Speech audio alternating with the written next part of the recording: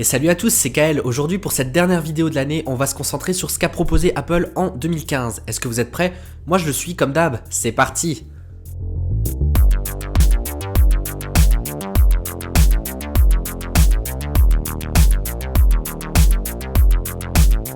Alors le moins que l'on puisse dire, c'est que cette année, Apple a frappé fort et a sorti énormément de produits et de services. Je vous propose qu'on fasse le point dès maintenant. On va commencer doucement mais sûrement par le mois de mars où Apple a mis à jour la gamme de ses MacBook Pro Retina 13 pouces. Alors une fois n'est pas coutume, les performances ont été améliorées, mais aussi au-delà de ça, l'intégration du trackpad Force Touch a été faite. Donc qu'est-ce que le trackpad Force Touch? Eh bien c'est simplement le trackpad qui va répondre à la pression de votre doigt quand vous appuyez dessus. Un petit exemple pour vous illustrer cela, quand vous appuyez sur un mot et que vous appuyez fort, eh bien une page va s'ouvrir, un pop-up va s'ouvrir avec la définition de ce mot-là. À ce jour, j'ai l'impression que la sauce n'a pas encore beaucoup pris puisque les développeurs ne s'y sont pas intéressés encore pleinement. Autre mise à jour, ce mois de mars 2015, les MacBook Air. Alors là, il y a juste un gain de performance, il n'y a pas eu d'intégration de trackpad Force Touch ni rien du tout. On passe désormais à un bloc beaucoup plus gros dans l'histoire d'Apple justement en 2015, c'est en avril le lancement de l'Apple Watch. Après des mois et des mois d'attente horribles et interminables, Apple au mois de mars a enfin lancé son Apple Watch, sa propre montre connectée.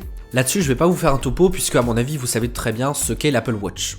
Apple a aussi lancé en avril le MacBook tout court. C'est à ce jour l'ordinateur le plus fin d'Apple et le plus beau, on peut le dire. Alors ce MacBook a fait couler beaucoup d'encre puisque son prix est assez élevé, il tourne autour de 1500 € en configuration de base, et à part son design et sa finesse, les performances laissent vraiment à désirer. On passe de suite au mois de mai. Rebelote, Apple intègre le trackpad Force Touch sur les MacBook Pro Retina de 15 pouces. Elle profite aussi pour faire baisser les prix de son iMac 5K, puisque si je me souviens bien, à l'époque, ça tournait autour des 2500 € de base, pour justement le réduire à 2099 €.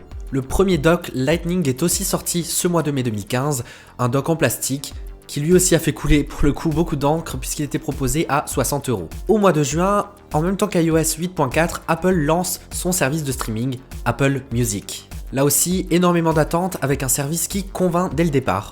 Il y a énormément d'utilisateurs qui ont souscrit à cette offre-là puisqu'Apple a proposé dès le départ 3 mois offerts. Il me semble aussi que c'est au mois de juin que Spotify et Deezer ont commencé à pleurer toutes les larmes de leur corps. Mais ça, c'est une autre histoire. On passe maintenant au mois de juillet, un mois beaucoup plus calme chez Apple puisqu'Apple a simplement renouvelé sa gamme d'iPod Touch. Au menu de ce renouvellement, quelques nouveaux coloris et surtout l'amélioration des capteurs photo. Donc le moins que l'on puisse dire, c'est que c'était pas vraiment grand chose et qu'on s'attendait à beaucoup plus pour la mise à jour de ces iPod Touch. Alors après une trêve au mois d'août où il ne s'est pratiquement rien passé dans l'univers Apple, en septembre, Apple a frappé fort en lançant son iPhone 6S. Alors l'iPhone 6S et 6S Plus sont arrivés avec plusieurs nouveautés, la caméra 4K, le 3D Touch au niveau de l'écran, et aussi une énorme révolution dont on entend parler encore aujourd'hui, les live photos. Non, là je rigole. Mais ce n'est pas tout puisqu'en septembre, Apple a aussi pensé à mettre à jour son iPad mini en proposant la version 4 de cet iPad. Cette sortie s'est faite assez discrètement mais a tout de même apporté un énorme gain de rapidité à l'iPad mini. On notera aussi l'arrivée de 2 nouveaux coloris pour l'Apple Watch Or et Or Rose. Au niveau logiciel, on a eu droit aussi à pas mal de mises à jour, iOS 9, WatchOS 2 et OS X El Capitan. Ces nouveaux OS étaient censés apporter beaucoup de stabilité aux appareils déjà existants. Alors à part pour OS X où le pari était réussi, iOS 9 et WatchOS 2 n'ont pas vraiment convaincu. On passe désormais au mois d'octobre où Apple a lancé un gros élément de son catalogue, il s'agit bien entendu de l'Apple TV 4. Alors cette 4e génération d'Apple TV a eu droit à pas mal de choses, pas mal de nouveautés, dont principalement Siri, Apple Music et la nouvelle télécommande. Un nouvel iMac a aussi fait son apparition, l'iMac 21,5 pouces 4K. Et bien entendu, pour l'accompagner, on a eu le droit à la sortie du Magic Trackpad, de la nouvelle Magic Mouse et du Magic Keyboard. L'Apple Watch Hermès a également été commercialisé le mois d'octobre, le fruit du partenariat entre Hermès et Apple. Pour le mois de novembre, rebelote encore un gros élément de la gamme Apple. Il s'agit de l'iPad Pro. Indirectement, cet iPad Pro a été lancé pour rebooster les ventes de l'iPad qui commençaient à chuter d'année en année et s'adresse surtout aux professionnels, donc professionnels de la photo, de la vidéo. Pour accompagner cet iPad Pro, Apple a sorti l'Apple Pencil et le Smart Keyboard qui est à ce jour encore disponible qu'en QWERTY et non en AZERTY. Pour terminer, avec le mois de décembre, Apple a sorti un dernier accessoire pour couronner le tout. Il s'agit de la Smart Battery Case disponible pour iPhone 6 et pour iPhone 6S, non pas pour 6S Plus et 6 Plus. J'ai réussi à le dire Ok, je crois que c'est bon. En résumé, on peut dire que 2015 a été une année très fructueuse pour Apple qui a lancé d'énormes choses. Alors je pense que le bloc le plus important, ça va être la sortie des nouveaux iPhones, de l'iPad Pro et de l'Apple TV. Au niveau des services, bien entendu, Apple Music a révolutionné le marché du streaming. Enfin, quand je dis révolutionner, c'est simplement apporter beaucoup de simplicité pour les possesseurs d'appareils iOS.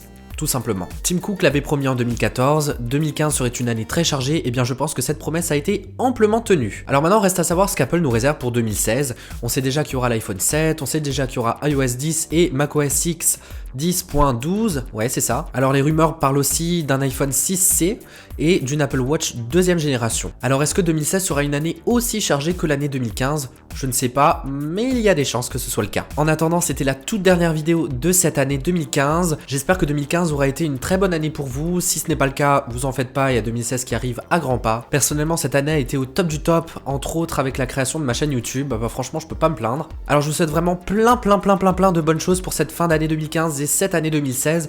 J'espère que vous allez bien fêter, j'espère que vous allez bien manger, que vous allez bien boire, enfin pas trop non plus, et que 2016 sera une année magnifique pour vous comme pour nous. Alors je vous dis à très bientôt pour de tout nouveaux projets. Je vous remercie d'être là, je vous remercie de votre soutien, c'est super, continuez comme ça. Je vous invite à vous abonner pour ne rien louper. En attendant, prenez soin de vous, c'est le principal. Je vous dis à très vite, bye.